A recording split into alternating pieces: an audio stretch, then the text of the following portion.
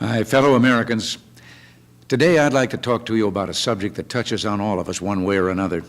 As the situation stands now, the American consumer is being hurt by government regulations that actually contribute to higher gas bills. We want to change that. 1980s का time America के लिए एक नई economic era की शुरुआत थी, Regan era. जब Ronald Reagan ने 1981 में प्रेसिडेंट का पद संभाला, तब देश बहुत मुश्किल हालात में था। महंगाई बहुत ज्यादा थी और ग्रोथ बिल्कुल रुक गई थी। इस सिचुएशन को स्टैगफ्लेशन कहा गया। रीगन एक बोल्ड वादा लेके आए कि वो अमेरिकन इकोनॉमी को रिवाइव करेंगे और लोगों का भरोसा देश के फ्यूचर पर वापस लाएंगे। उनकी सोच, जिसे रीगनॉमिक्स कहा गया, 4 मेन पिलर्स पे बेस्ड थी: टैक्स कट्स, डीरेगुलेशन, प्राइवेटाइजेशन और सीमित गवर्नमेंट। रीगन का मानना था कि अगर टैक्स कम किया जाए, खासकर बिजनेसेस और अमीर लोगों के लिए, तो इन्वेस्टमेंट बढ़ेगी, नए जॉब्स बनेंगे और इकोनॉमी मजबूत होगी। साथ ही उन्होंने चाहा कि सरकार का कंट्रोल इंडस्ट्रीज से कम हो, जैसे एयरलाइंस, टेलीकॉम, फाइनेंस और एनर्जी, और प्राइवेट सेक्टर्स को ज्यादा फ्रीडम मिले। उन्होंने वेलफेयर प्रोग्राम्स को भी कम करने की कोशिश की ताकि मार्केट अपने आप ग्रो हो सके। इस डीरेगुलेशन वेव के रिजल्ट काफी ड्रामेटिक थे। एयरलाइंस इंडस्ट्री में डीरेगुलेशन प्रेसिडेंट जिमी कार्टर के टाइम 1978 में स्टार्ट हुआ था, लेकिन रीगन के दौरान उसका पूरा इफेक्ट दिखा। एयर ट्रैवल सस्ता हुआ, कंपटीशन बढ़ गया और लो कॉस्ट एयरलाइंस जैसे साउथ वेस्ट एयरलाइंस उभर के आईं। लेकिन इस तेज कंपटीशन ने कई छोटी एयरलाइंस को बैंक्रप्सी तक पहुंचा दिया।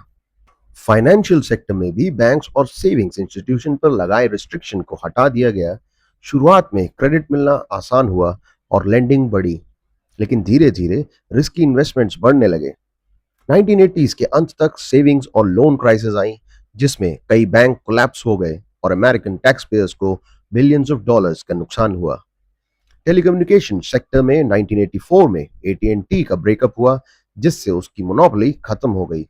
इसके बाद आए नई कंपनीज जैसे MCI, स्प्रिंट और बाद में मोबाइल कंपनीज आए, जिन्होंने कम्युनिकेशन का फ्यूचर भी बदल दिया। इस दौरान ग्लोबलाइजेशन भी तेज होने लगा। अमेरिकन मैन्युफैक्चरर्स ने अपनी प्रोडक्शन एशिया में शिफ्ट करना शुरू कर दी, जहां लेबर सस्ता था। इससे यूएस में चीजें तो सस्ती हुई, लेकिन मैन्युफैक्चरिंग जॉब्स धीरे धीरे खत्म होने लगी। जापान एक ग्लोबल इकोनॉमिक पावर बन गया था। उसके इलेक्ट्रॉनिक्स और कार्स जैसे सोनी, पैनासोनिक, टोयोटा और होंडा यूएस मार्केट में छा गए। कई अमेरिकन को डर लगने लगा था कि जापान कहीं अमेरिका को पीछे न छोड़ दे। लेकिन जब फैक्ट्रीज बाहर जा रही थी, तब अमेरिका के अंदर एक नई रिवॉल्यूशन शुरू हो रही थी, टेक्नोलॉजी की रिवॉल्यूशन। 1980s में पर्सनल कंप्यूटर्स का जमाना आया। IBM ने अपना पहला PC 1981 में लॉन्च किया और एप्पल ने 1984 में मैकिन्टोश इंट्रोड्यूस किया। बिल गेट्स और माइक्रोसॉफ्ट घर घर का नाम बन गए। उनका सॉफ्टवेयर MS-DOS और बाद में विंडोज कंप्यूटर्स के लिए ग्लोबल स्टैंडर्ड बन गया। सिलिकॉन वैली इनोवेशन का हब बनने लगा। मीडिया भी बदल रहा था।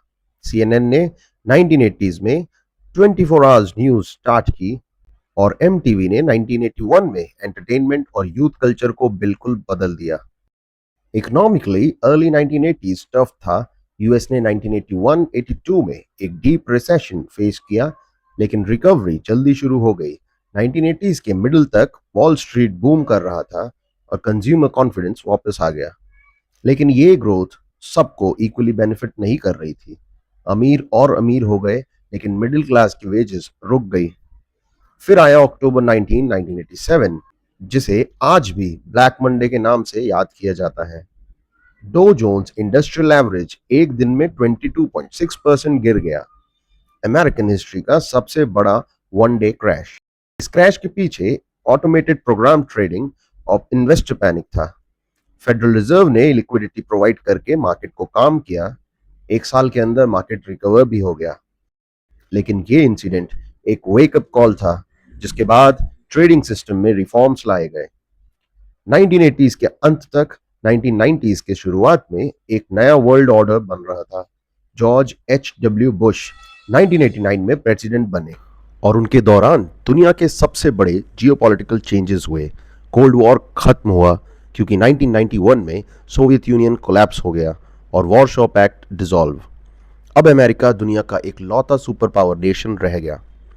बुश के टाइम पर 1990 और 91 में गल्फ वॉर हुआ, जब सद्दाम हुसैन ने कुवैत पर कब्जा कर लिया था। अमेरिका ने ये वॉर जल्दी ही जीत लिया, जिससे यूएस की ग्लोबल लीडरशिप और स्ट्रांग हो गई। लेकिन घर के अंदर इकोनॉमी रिसेशन में चली गई, जिससे बुश की पॉपुलैरिटी गिर गई और नए लीडर बिल क्लिंटन के लिए रास्ता खुल गया। बिल क्लिंटन, जो 1993 से 2001 तक प्रेसिडेंट रहे, उन्होंने ग्लोबलाइजेशन को अमेरिकन पॉलिसी का मेन बेस बना दिया। There is no longer a clear division between what is foreign and what is domestic.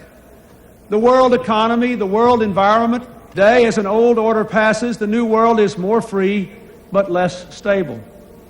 Communism's collapse has called forth old animosities and new dangers. Clearly, America must continue to lead the world we did so much to make. 1994 में उन्होंने naphtha sign किया, जिससे US, Canada और Mexico के बीच एक free trade zone बना। अगले साल उन्होंने वर्ल्ड ट्रेड ऑर्गेनाइजेशन बनाने को सपोर्ट किया, जिससे ग्लोबल ट्रेड और खुला। क्लिंटन के टाइम पर एक नई सोच आई, न्यू इकोनॉमी, जो टेक्नोलॉजी, सर्विस और फाइनेंस पर बेस्ड थी, मैन्युफैक्चरिंग पर नहीं। 90s के बिगिनिंग में इंटरनेट रेवोल्यूशन शुरू हुआ। 1993 में मोज़ाइक ब्राउज़र आया और 1994 में नेटस्केप, जिससे वर्ल्ड वाइड वेब आम लोगों तक पहुंच गया। इंटरनेट ने कम्युनिकेशंस, बिजनेस और मीडिया सब कुछ बदल दिया। टेक्नोलॉजी बूम ने नए ग्लोबल जायंट्स पैदा किए। माइक्रोसॉफ्ट सॉफ्टवेयर में छा गया, इंटेल माइक्रोप्रोसेसर्स में लीडर बन गया, डेल और कॉम्पैक्ट ने अफोर्डेबल पीसीज बनाए, और एप्पल, जो स्ट्रगल कर रहा था, 97 में स्टीव जॉब के वापस आने के बाद दोबारा जीवित हुआ। उन्होंने कलरफुल आईमैक लॉन्च किए और कंपनी के नए गोल्डन एरा की शुरुआत की। सिलिकॉन वैली दुनिया का इनोवेशन सेंटर बन गया। नए स्टार्टअप्स जैसे अमेजन 94, ईबे 1995 और गूगल 1998 ने आज के डिजिटल वर्ल्ड की फाउंडेशन रखी। लेकिन जब टेक्नोलॉजी ग्रो कर रही थी, मैन्युफैक्चरिंग जॉब्स और ज़्यादा ओवरसीज शिफ्ट होने लगी, खासकर चाइना में, जहां 90s में इकोनॉमी ओपन हुई। वॉलमार्ट जैसे रिटेल जायंट्स ने चीप इंपोर्टेड गुड्स से अपना बिजनेस बढ़ाया। फाइनेंस मार्केट्स इंटरकनेक्टेड हो गए और वॉल स्ट्रीट ग्लोबल फाइनेंस का सेंटर बन गया। अमेरिकन कल्चर भी दुनिया भर में फैल गया। Hollywood movies, McDonald's, Coca Cola जैसे ब्रांड्स ग्लोबल आइकन बन गए। 90s के दौरान अमेरिका ने अपनी हिस्ट्री का एक सबसे लंबा इकोनॉमिक एक्सपेंशन पीरियड देखा। स्टॉक मार्केट तेजी से भागा, इंटरनेट और टेक्नोलॉजी कंपनीज की वजह से, जिसे .com बबल कहा गया।